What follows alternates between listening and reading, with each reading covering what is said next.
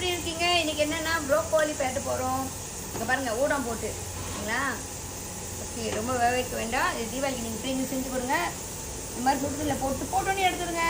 கிண்டிட்டு எடுத்துருங்க. போட்டோன்னே எடுத்துக்கணும். ரொம்ப வேக வைக்காதீங்க.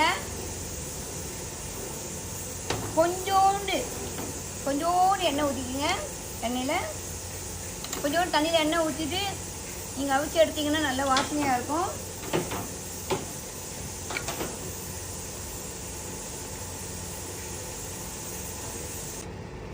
ஓகே ஃப்ரெண்ட், நம்ம போட்ட உடனே நல்லா தண்ணி கொதிச்சிருச்சு. கொதிச்ச தண்ணியில் நம்ம போட்டிருக்கோம். கொதிச்ச தண்ணியில் போட்டிருக்கோம். ஓகே, இப்போ எடுத்துட்டிங்கன்னா அதுக்கப்புறம் வந்து நம்ம பெரட்டலாம். எண்ணெய் நல்லா சூடாயிருச்சு. நான் வந்து ஒரு 4 ஊடம் எடுத்து சின்னதாக வெட்டியிருக்கேன் காஞ்சிட்டு.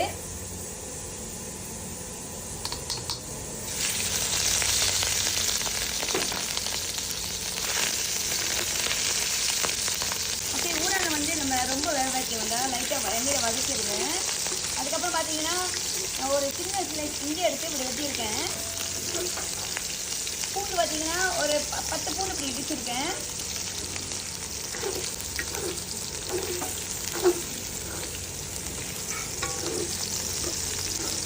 நம்ம கொஞ்சோண்டு செசமி ஆயில் பாருங்க, இது நீங்கள் பிரியாணி சொல்லுவீங்க. செசமி ஆயில் கொஞ்சம் ஊற்றிக்க, நல்லா வாசனையாக இருக்கும்.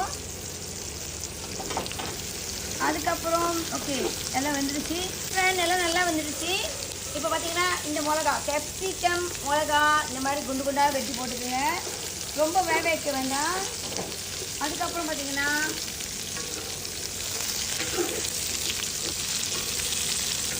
சாஃப்ட் சீராமு இந்த மாதிரி கரண்டியில் ஒரு கரண்டி எடுத்துருக்குறேன். இந்த மாதிரி வெஜ்ஜி கரண்டியில் ஒரு கரண்டி சாஃப்ட் சீராம் எடுத்து போட்டுக்குங்க. இதில் கொஞ்சம் உப்பு இருக்கும், அதனால் நீங்கள் உப்பு ரொம்ப போடக்கூடாது. நம்ம ப்ரோக்கோலி ஏற்கனவே அவிச்சிட்டோம்.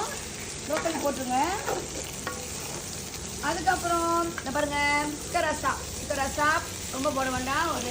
ஓகே ஃப்ரெண்ட், அதுக்கப்புறம் பார்த்தீங்கன்னா சிக்கன் ரசா இந்த கரண்டியில் அரை கரண்டி போட்டுக்குங்க.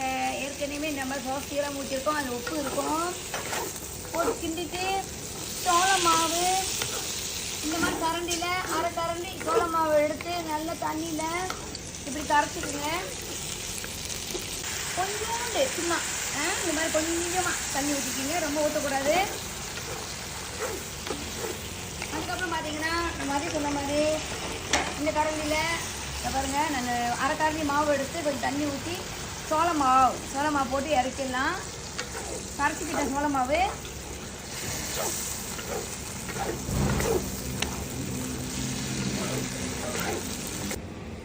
ஓகே ஃப்ரெண்ட், ப்ரோக்கோலி ஊடம் சமையல் ரெடி. தீபாவளிக்கு இது பிள்ளைங்களுக்கு சமைச்சு கொடுங்க.